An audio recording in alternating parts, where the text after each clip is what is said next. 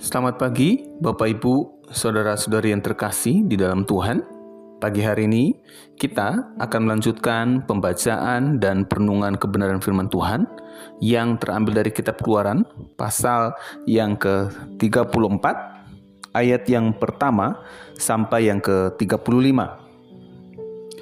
Mari saya mengajak semua jemaat untuk mendengarkan dan membaca bersama-sama. Begini bunyi firman Tuhan. Berfirmanlah Tuhan kepada Musa, pahatlah 2 loh batu, sama seperti yang semula. Aku akan menulis pada loh-loh itu segala firman yang ada pada loh-loh yang semula, yang telah engkau hancurkan. Bersiaplah menjelang pagi dan naiklah ke gunung Sinai pada waktu pagi. Berdirilah di sana menghadap aku di puncak gunung itu. Jangan ada seorang pun naik bersamamu, seorang pun juga tidak boleh terlihat di seluruh gunung itu. Bahkan kambing domba dan lembu tidak boleh merumput di dekat gunung itu. Lalu Musa memahat kedua loh batu itu sama seperti yang semula. Ia bangun pagi-pagi dan naik ke gunung Sinai seperti yang diperintahkan Tuhan kepadanya. Kedua loh batu itu ia bawa di tangannya. Tuhan turun dalam awan, lalu berdiri bersama Musa di sana dan menyerukan nama Tuhan. Kemudian Tuhan berlalu di hadapannya sambil berseru, Tuhan, Tuhan Allah, penyayang dan pengasih, panjang sabar, berlimpah kasih dan kesetiaannya, yang meneguhkan kasih setianya kepada beribu-ribu orang, yang mengampuni kesalahan, pelanggaran, dan dosa, tetapi sekali-kali tidak membebaskan orang bersalah dari hukuman. Ia membalas kesalahan bapa kepada anak cucunya sampai kepada keturunan yang ketiga dan keempat. Musa langsung berlutut sampai ke tanah dan sujud menyembah. Ia berkata, jika aku mendapat kemurahan hatimu ya Tuhan, berjalanlah beserta kami ya Tuhan. Memang bangsa ini tegar tengkuk, tapi ampunilah kesalahan dan dosa kami, dan jadikanlah kami milikmu. Lalu Tuhan berfirman, sungguh, aku mengikat perjanjian di hadapan seluruh bangsamu. Akan kulakukan perbuatan-perbuatan ajaib yang belum pernah dijadikan di seluruh bumi di antara segala bangsa. Seluruh bangsa yang besertamu akan melihat perbuatan Tuhan, sebab sungguh dahsyat apa yang akan kulakukan bersama engkau. Tetapi engkau berpeganglah pada apa yang kuperintahkan kepadamu pada hari ini. Lihat, aku akan menghalau dari hadapanmu orang Amori, orang Kanaan, orang Het, orang Feris, orang Hewi, dan orang Yebus. Berhati-hatilah, jangan kau ikat perjanjian dengan penduduk di negeri yang akan kau masuki itu, supaya mereka tidak menjadi jerat di tengah-tengahmu. Sebaliknya, mesbah-mesbah mereka harus kamu robohkan, tugu-tugu berhala mereka kamu remukkan, dan tiang-tiang berhala mereka kamu tebang. Sebab janganlah engkau sujud menyembah ilah lain, karena Tuhan bernama pencemburu, Ia adalah Allah yang cemburu. Jangan sampai engkau mengikat perjanjian dengan penduduk negeri itu, sebab ketika mereka berzina dengan mengikuti ilah-ilah mereka dan mempersembahkan korban kepada ilah-ilah mereka itu, mereka akan mengundangmu dan engkau akan ikut makan korban sembelihan mereka. Juga ketika engkau mengambil anak perempuan mereka menjadi istri anakmu laki-laki, anakmu perempuan mereka akan berzina dengan mengikuti ilah-ilah mereka. Mereka membujuk anakmu laki-laki untuk berzina dengan mengikuti ilah-ilah mereka. Janganlah kau buat bagimu ilah dari logam tuangan. Hari raya roti tidak beragi harus kau rayakan seperti yang telah kau kuperintahkan kepadamu. Selama 7 hari engkau harus makan roti tidak beragi pada waktu yang ditetapkan pada bulan Abib. Sebab pada bulan itulah engkau keluar dari Mesir. Semua yang lahir pertama dari kandungan adalah milikku, juga yang jantan dari semua ternakmu, yang lahir pertama dari lembu atau domba. Tetapi setiap anak keledai yang lahir pertama harus kau tebus dengan seekor domba. Jika engkau tidak menebusnya, engkau harus mematahkan batang lehernya. Setiap anak sulung di antara anakmu laki-laki harus kau tebus. Jangan orang menghadap hadiratku dengan tangan hampa. 6 hari lamanya engkau bekerja, tapi pada hari yang ke-7 engkau harus berhenti. Pada musim membajak atau musim menuai pun engkau harus memelihara hari perhentian itu. Hari raya 7 minggu perayaan hasil pertama panen gandum harus kau adakan. Juga hari raya pengumpulan hasil pada pergantian tahun. 3 kali setahun setiap laki-laki di antara kamu harus menghadap hadirat Tuhan Allah, Allah Israel. Sungguhnya aku akan menghalau bangsa-bangsa dari hadapanmu dan meluaskan daerahmu. Tidak seorang pun akan mengingini negerimu ketika engkau menghadap hadirat Tuhan Allahmu 3 kali setahun. Janganlah engkau janganlah kau persembahkan darah korban sembelihan untukku dengan sesuatu yang beragi.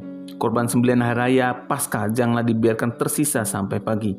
Yang terbaik dari buah sulung tanahmu harus kau bawa ke rumah Tuhan Allahmu. Jangan kau masak anak kambing dalam susu induknya. Berfirmanlah Tuhan kepada Musa, tuliskanlah segala firman ini, sebab berdasarkan firman ini aku mengikat perjanjian dengan engkau dan Israel. Musa berada di sana bersama Tuhan 40 hari, 40 malam lamanya. Ia tidak makan roti maupun minum air. Ia menulis pada loh-loh itu kata-kata perjanjian, ke-10 firman. Lalu Musa turun dari gunung Sinai dengan kedua loh hukum di tangannya. Ketika turun dari gunung itu, ia tidak menyadari bahwa kulit wajahnya bercahaya oleh karena ia telah berbicara dengan Tuhan. Ketika Harun dan semua orang Israel melihat Musa, tampaklah kulit wajahnya bercahaya sehingga mereka takut mendekati dia.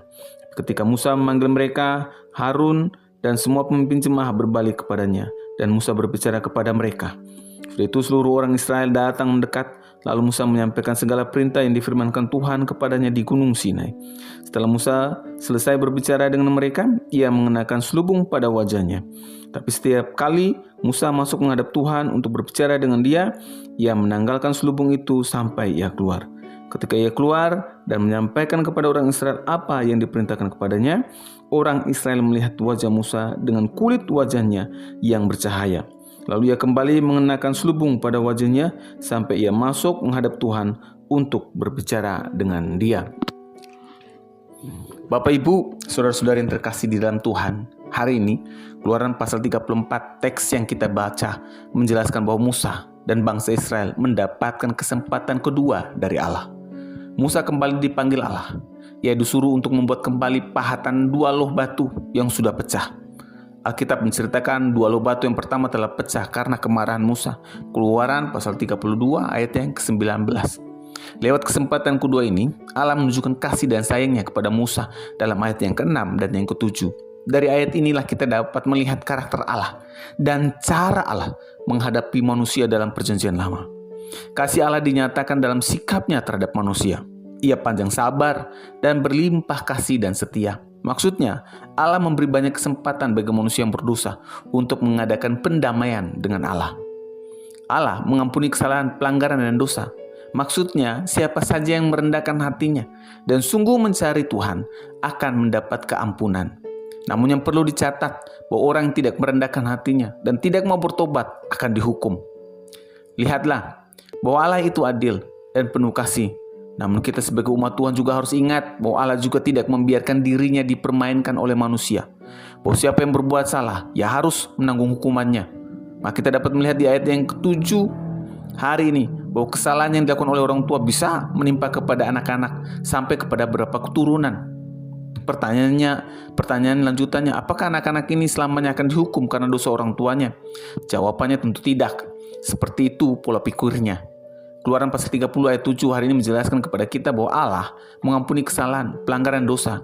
Keturunan-keturunan selanjutnya bisa mendapat keampunan kalau mereka mau merendahkan hati di hadapan Tuhan dan berbalik kembali kepada Tuhan.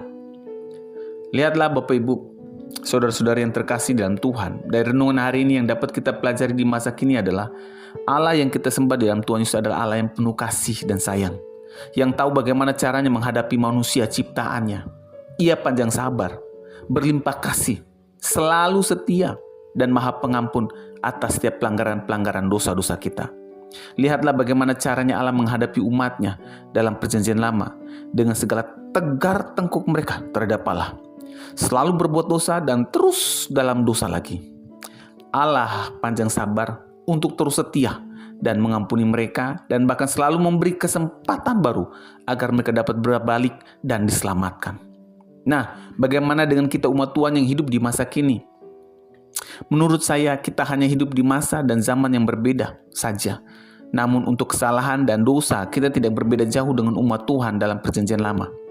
Bahkan sampai hari ini pun kita selalu mengulangi kesalahan dan dosa yang sama. Kalau kita mau refleksi di tahun yang baru ini, sudah berapa banyak kali kesempatan yang Tuhan Yesus berikan bagi kita? Bukan hanya 2 atau sampai 3 kali saja ketika kita jatuh dalam dosa, bahkan sudah berulang-ulang kali dan seringkali kita tidak kapok-kapoknya untuk melakukan kesalahan. Namun Tuhan Yesus dengan panjang sabarnya dan penuh kesetiaan tidak langsung menghakimi atau mengakhiri hidup kita saat itu juga. Tidak seperti itu cara Tuhan kita bekerja. Tuhan Yesus seringkali memakai banyak cara untuk mengingatkan kita, baik melalui saudara seiman, melalui hamba Tuhan, melalui orang yang tidak kita kenal. Terkadang juga Tuhan memakai melalui sakit penyakit dan lain sebagainya. Tujuannya untuk saya dan saudara ingat kepada Tuhan bahwa kita sudah jauh melangkah dan supaya kita diselamatkan. Lihatlah, kalau saya dan saudara hari ini dengan segala keperdosaannya dan seringkali masih jatuh bangun di dalam dosa setiap harinya, ingatlah betapa panjang sabarnya Tuhan kita. Maka Tuhan Yesus selalu memberi kesempatan yang baru. Tujuannya agar saya dan saudara diselamatkan. Kalau kita hari ini diingatkan oleh firman Tuhan di tahun yang baru, mari yang jauh dari Tuhan hari ini, yang sudah mulai berpikir untuk berlari dari Tuhan hari ini, ingat di tahun yang baru ini, Tuhan Yesus memberi kesempatan yang baru untuk kita. Mari responi dengan hati yang benar dan kembalilah pada panggilan Tuhan dengan pertobatan dan kerendahan hati. Mari kita berdoa. Tuhan Yesus, kami bersyukur kalau hari ini kami belajar dari Keluaran pasal 34 yang mengingatkan kami semua bahwa Engkau Tuhan yang panjang sabar, berlimpah kasih setia, yang selalu mengampuni kesalahan, pelanggaran dan dosa kami, yang selalu memberi kami kesempatan yang baru agar bertobat dan peroleh hidup yang kekal bersamamu. Mari Tuhan pimpin dan ajar kami untuk memiliki kepekaan untuk berbalik meninggalkan semua dosa kami dan menerima Engkau sebagai juru selamat kami dengan hidup yang baru di dalam Kristus. Di dalam nama Tuhan Yesus kami sudah berdoa. Amin. Kiranya renungan hari ini terus menguatkan langkah iman kita dalam mengiringi Tuhan Yesus. Ingat, teruslah berdoa, teruslah percaya, dan tetap teruslah bersyukur. Tuhan Yesus memberkati.